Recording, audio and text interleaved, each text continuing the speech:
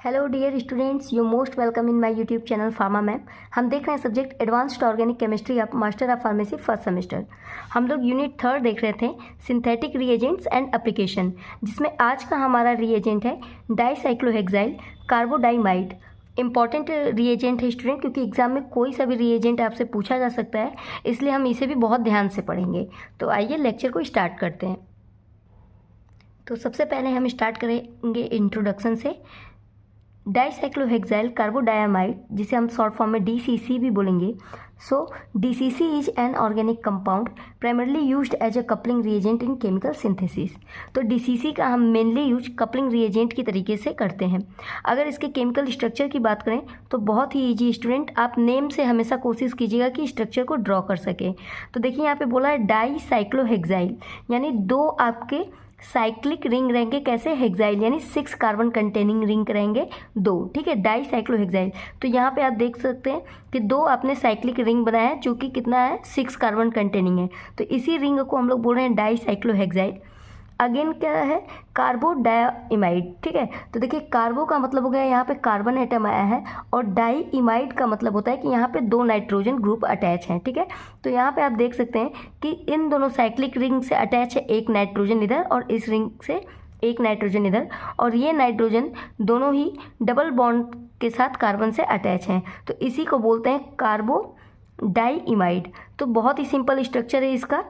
ठीक है, अब आप एक बार अपने रफ में डाई ये जो मीथेन का स्ट्रक्चर ड्रॉ करके देखिए कि आपको पिछला वाला रीएजेंट याद है या नहीं याद है। ठीक है, यदि आप ड्रॉ कर ले रहे हो इट मीन्स कि आप बहुत अच्छे से पढ़ रहे हो। ठीक है, अब हम इसका देखेंगे डिस्क्रिप्शन।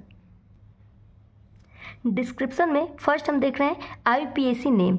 तो इसे NN डाइसाइक्लोहेक्साइल कार्बोडाइमाइड भी बोलते हैं। ठीक है, केमिकल फार्मूला होता है इसका C13H22N2। अपीयरेंस की बात करें तो जहाँ पे भी नाइट्रोजन यदि आ जा रहा है स्टूडेंट, तो वहाँ पे मोस्ट ऑफ द केसेस में वो येलोइस कलर का होता है। ठीक है, तो आप यहाँ पे भी अपीयरेंस देख सकते हैं, white to pale yellow crystalline solid. ठीक है, तो हल्का येलोइस होता है और क्रिस्टलाइन सॉलिड फॉर्म में ये पाया जाता है। मेल्टिंग पॉइंट इसका 34 डिग्री सेल्सियस होता है। डेंसिटी की बात करें तो 1.325 ग्राम पर सेंटीमीटर क्यूब होता है। आपको ये बताना है स्टूडेंट कि इसकी डेंसिटी वाटर से ज़्यादा है या वाटर से कम। नेक्स्ट पॉइंट है आपकी सॉल्युबिलिटी। तो फर्स्ट कह रहा है insoluble in water and carbon tetrachloride, यानी वाटर एंड कार्बन टेट्राक्लोराइड में ये इनसॉल्युबल होता है, जबकि सॉल्युबल होता है एसीटोनाइट्राइल एंड CH2Cl। ठीक है, तो इसमें ये सॉल्युबल होता है इन दोनों चीज़ों में, जबकि वाटर एंड कार्बन टेट्राक्लोराइड में ये इनसॉल्युबल होता है। ठीक है, तो ये हो गया इसका डिस्क्रिप्शन, फिजिकल प्रॉपर्टी वगैरह। अब हम इसका देखेंगे मेथड ऑफ प्रिपरेशन। तो मेथड ऑफ प्रिपरेशन में हम देखते हैं कि हम उस रीएजेंट को कैसे सिंथेसाइज कर सकते हैं।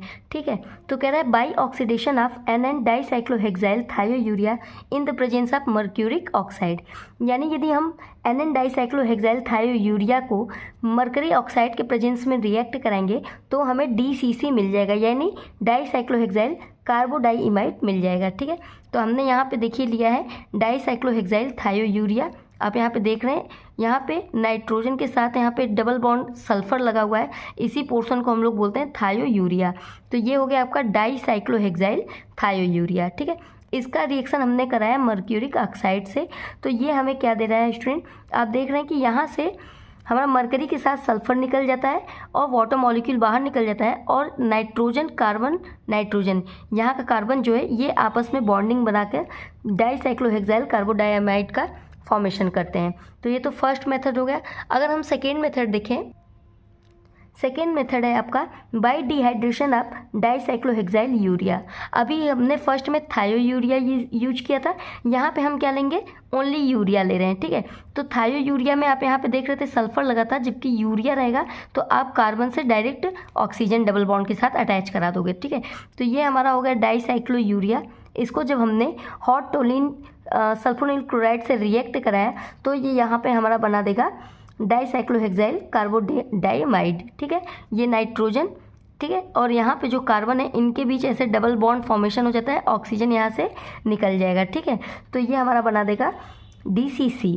तो ये 2 मेथड हो गए, बहुत ही ईजी मेथड थे आपके DCC के फॉर्मेशन के लिए, ठीक है। अब हम देखेंगे एप्लीकेशंस, कहाँ पे हमारा DCC का यूज होता है। फर्स्ट एप्लीकेशन है हमारा in the synthesis of nitrile. यदि हमें नाइट्राइल का सिंथेसिस करना हो तब हम DCC का यूज करते हैं। कैसे? कह रहे हैं the oximes undergo dehydration in the presence of DCC to nitrile. तो ऑक्साइम कंटेनिंग जो मॉलिक्यूल होता है वो डिहाइड्रेशन करके नाइट्राइल में कन्वर्ट हो जाता है in the presence of DCC। DCC in the sense dicyclohexyl carbodiimide, ठीक है। तो ये हमारा ऑक्साइम कंटेनिंग मॉलिक्यूल है। ऑक्साइम का मतलब होता है carbon double bond nitrogen and nitrogen attach with single bond with OH, ठीक है।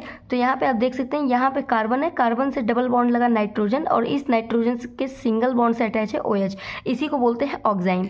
तो ऑक्साइम कंटेनिंग ये हमारा मॉलिक्यूल था और जब इसे हम रिएक्ट कराएं DCC के प्रेजेंस में और CH2Cl2 के प्रेजेंस में तो ये हमारा कन्वर्ट हो गया नाइट्राइल कंटेनिंग मॉलिक्यूल में। तो आप देख सकते हैं ये जो ऑक्साइम वाला पोर्शन था यहाँ से ही ये पोर्शन कन्वर्ट हो जाता है कार्बन ट्रिपल बॉन्ड नाइट्रोजन में और इसी ग्रुप को C ट्रिपल बॉन्ड नाइट्रोजन, इसी को हम लोग बोलते हैं नाइट्राइल, ठीक है। तो हम बोल सकते हैं कि oxime containing molecule convert into the nitrile in the presence of DCC।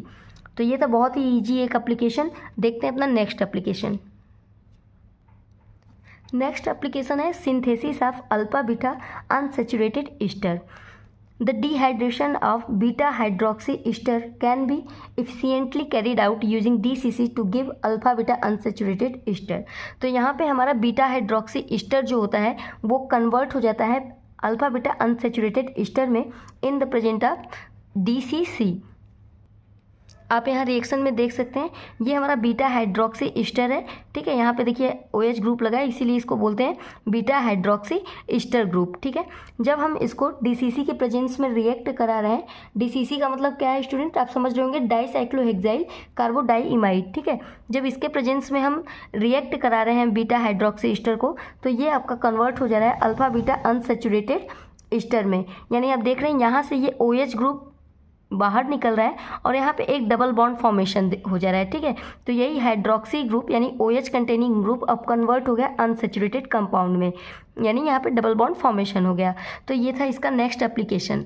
अब हम देखते हैं अपना थर्ड एप्लीकेशन और ये बहुत ही इंपॉर्टेंट एप्लीकेशन है कि पेप्टाइड सिंथेसिस में भी हमारे DCC का यूज होता है, ठीक है। DCC is a carbodiimide use to couple amino acid during peptide synthesis. तो जब हम पेप्टाइड सिंथेसिस कराते हैं तो वहाँ पे भी DCC का यूज करते हैं, ठीक है। यहाँ पे रिएक्शन से देखते हैं हम लोग, हमारा ये एक मॉलिक्यूल है थैलामाइड डेरिवेटिव है, ठीक है। ये थैलामाइड है, थैलामाइड का यहाँ तक स्ट्रक्चर जो है ये वाले पोर्शन को थैलामाइड बोलते हैं। तो थैलामाइड डेरिवेटिव ये है और इसको हम लोग रिएक्ट करा रहे हैं अमीनो एसिड ईस्टर के साथ, ठीक है। ये अमीनो एसिड ईस्टर के साथ आप जब इसको DCC के प्रेजेंस में रिएक्ट कराते हैं तो यहाँ पे हमें पेप्टाइड सिंथेसिस देखने को मिलता है, ठीक है। पेप्टाइड सिंथेसिस मतलब यहाँ पे आप जो देख रहे हो ना, इस बॉन्ड को ही पेप्टाइड बॉन्ड बोलते हैं, ठीक है। Carbon double bond oxygen and that carbon attach with nitrogen and hydrogen, ठीक है।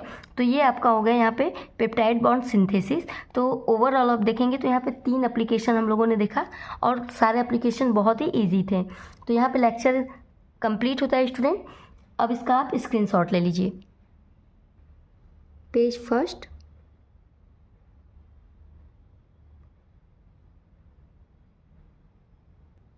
Page second,